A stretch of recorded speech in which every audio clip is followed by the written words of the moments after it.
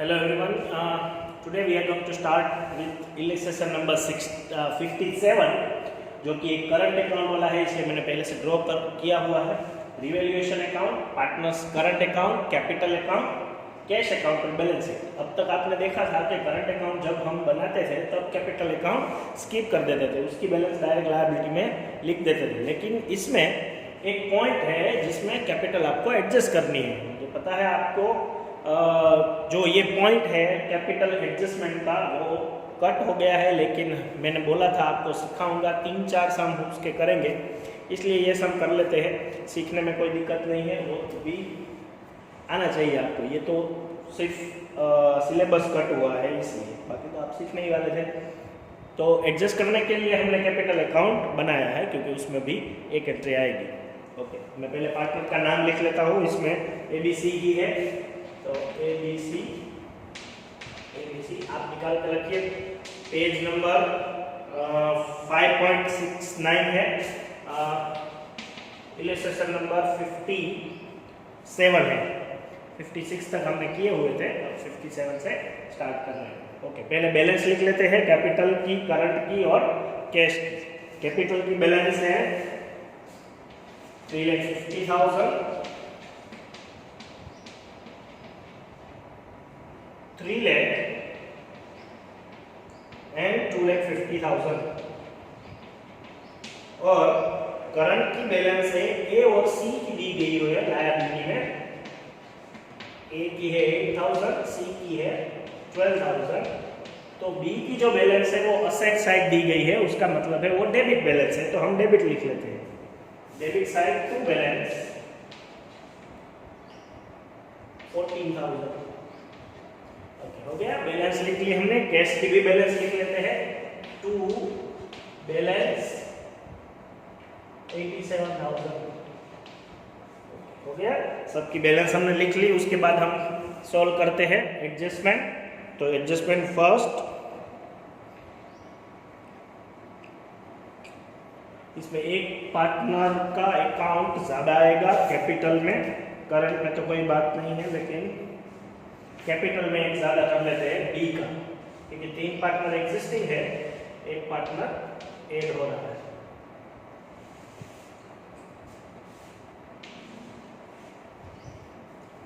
ए B सी और D admit हो रहा है, इसलिए डी एड। करंट का कोई जरूरत नहीं, करंट अकाउंट एडमिटिंग पार्टनर का नहीं बनाएंगे तो चलेगा। Okay, first D will bring 1 lakh as his capital and will get 1/6 share of profit. Okay, D will bring 1 lakh as his capital। तो capital account credit side by cash लिखते हैं 1 lakh, और cash account debit side to D's capital 1 lakh लिख देते हैं। ये तो उसकी कैपिटल है, और एक सम में वो तो आती ही है, हमने लिख लिया वो। उसके बाद he will bring necessary amount for his share of goodwill premium। Goodwill of the firm was valued at 1,80,000। तो 1,80,000 का टोटल वैल्यू है, उसमें से वो 1,80,000 का 1/6 शेयर करके वो लाएंगे। तो 1/6 शेयर 1,80,000 का कितना होगा? 1,80,000 इंटू 1/6 30,000 होगा। 30,000 को हम सेक्रीफाइसिंग रेशियो में डिस्ट्रीब्यूट करेंगे। हमें उसके बाद वाले जो एडजस्टमेंट है उसमें दिया गया है new ratio is equal to 2:1:1। तो आप ओल्ड रेशियो ऊपर दिया गया है 3:1 और न्यू रेशियो की कंपैरिजन करिए, ओल्ड माइनस न्यू करके आप सेक्रीफाइसिंग रेशियो फाइंड करोगे तो ए का आएगा 1/6, ए का आएगा 1/6 ओल्ड माइनस न्यू करके, बी का आएगा 0 और सी का भी आएगा 0। तो कोई भी सेक्रीफाइसेस बी और सी दोनों सेक्रीफाइस नहीं कर रहे हैं, पूरी गुडविल हम ए को ही दे देंगे। तो 30,000 गुडविल हम कहाँ लिखेंगे? ए के अकाउंट में क्रेडिट साइड बाय गुडविल 30,000, और कैश अकाउंट में डेबिट साइड लिखेंगे टू गुडविल, दीज गुडविल लिखो तो भी चलेगा 30,000, क्योंकि वो कैश में ला रहा है। Okay, cash account debit side और ए के अकाउंट में क्रेडिट साइड।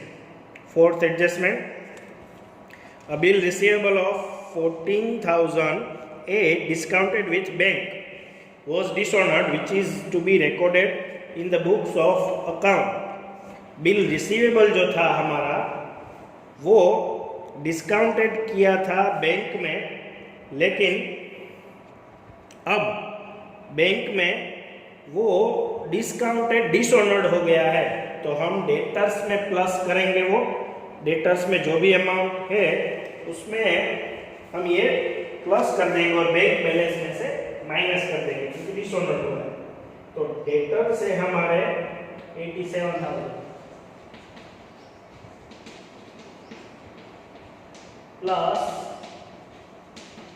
बिल्स रिसीवेबल जो कि 14,008 रुपीज है, क्योंकि डेटर से वो बिल्स रिसीवेबल हमें देते हैं लेकिन डिस्काउंटेड हो गया है, इसलिए हमने उसमें वापस प्लस कर दिया, डिसऑनर्ड हो गया इसलिए। तो उसका टोटल आएगा 1,08 रुपीज। और बैंक बैलेंस में से माइनस करोगे तो क्रेडिट साइड आएगा by bills receivable 14,008 rupees. Okay, उसके बाद value of stock, furniture and investment is reduced by 20%। तो तीनों की वैल्यू हम डाउन कर लेते हैं। स्टॉक, फर्नीचर और इन्वेस्टमेंट की लॉस हुआ है इसलिए डेबिट लिखेंगे टू स्टॉक का अगर 20% करो तो आएगा 54,800। टू फर्नीचर, उसका अगर 20% करो तो 32,000 आएगा। और टू इन्वेस्टमेंट में अगर लॉस जाए तो पहले आपको चेक करना पड़ेगा कि इन्वेस्टमेंट फ्लक्चुएशन फंड है नहीं है, इसलिए टोटल लॉस लिखना पड़ेगा। उसका 20% 14,600 होगा। अब ये अमाउंट माइनस करके हम लिखेंगे बैलेंस शीट में असेट साइड। स्टॉक की वैल्यू 2,19,200, फर्नीचर की वैल्यू जो 20% हमने की है वो ओरिजिनल वैल्यू में से माइनस कर देंगे 1,28,000। फिर इन्वेस्टमेंट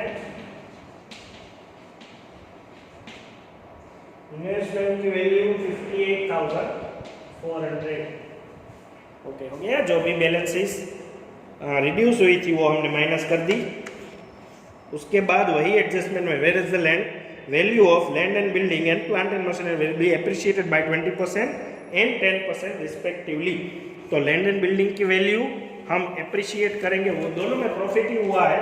प्रॉफिट हम रिवैल्यूएशन क्रेडिट लिखते हैं by land and building 70,000 by plant and machinery, उसका 10% है तो 13,500। ये दोनों हम प्लस करके लिखेंगे बैलेंस शीट में asset side. Land and building 3,50,000 plus 70,000 4,20,000 और प्लांट एंड मशीनरी में 10% प्लस करना है, इसमें आएगा टोटल 1,48,500। ओके, हो गया पूरा एडजस्टमेंट। और उसके बाद capital accounts of the partners will be adjusted on the basis of D's capital through their current accounts। Okay, D के कैपिटल के ऊपर से हमको सारे पार्टनर्स की कैपिटल एडजस्ट करनी है और वो भी नए रेशियो में। तो नया रेशियो क्या है? 2:1 और 1। ये नया रेशियो है। उसके कैपिटल के ऊपर से हमें ये ए बी सी डी का रेशियो है, ए बी सी और डी। अब डी के बेस के ऊपर से हमें अगर ये एडजस्ट करना है तो डी की कैपिटल तो 1 लाख है, इसका शेयर 1 लाख है तो इसकी भी कैपिटल 1 लाख होनी चाहिए सी की। फिर इन दोनों की कैपिटल 2 लाख होनी चाहिए क्योंकि उसका शेयर 2 है। तो 2 शेयर पे 2 हो गया 2 लाख और 1 से 1 लाख हो गया। तो यही कैपिटल हम लिख लेंगे, capital account debit side to balance करके 2 लाख 1 लाख और 1 लाख हो गया। 2 लाख 1 लाख और 1 लाख। ओके, अब पहले बैलेंस शीट हम पूरी कर लेते हैं, बाद में ये सब क्लोज कर देंगे। हमने ये बैलेंस जो है करंट अकाउंट के थ्रू सॉल्व की थी। ओके, लैंड एंड बिल्डिंग आ गया, बी की करंट अकाउंट तो आ गई, प्लांट एंड मशीनरी आ गया, फर्नीचर इन्वेस्टमेंट भी आ गया। बिल्स रिसीवेबल में कुछ डिफरेंस नहीं होगा, इसलिए bills receivable as it is लिख लेते हैं 34,000। वो जो एडजस्टमेंट था बिल्स रिसीवेबल का वो तो पहले से डिस्काउंटेड था, इसलिए ये बिल्स रिसीवेबल में कुछ नहीं आएगा। वो डेटर्स भी आ गए, स्टॉक भी आ गया, बैंक बैलेंस हमने लिख ली, लायबिलिटी साइड कैपिटल करंट्स वो सब लिख ली, जनरल रिजर्व और प्रॉफिट एंड लॉस अकाउंट दोनों डिस्ट्रीब्यूट हो गए। करंट अकाउंट में credit side by general reserve by P&L account, old ratio में जो कि है 3:1, 30,000 और 14,000 को डिस्ट्रीब्यूट करेंगे। 30,000 को डिस्ट्रीब्यूट करो 3:1 में आएगा 15,000, 10,000 और 5,000। फिर P&L को डिस्ट्रीब्यूट करोगे प्रॉफिट एंड लॉस अकाउंट को तो 7,000, फिर 4,667 कर दो पॉइंट में आएगा इसके, और 2,333 कर दो।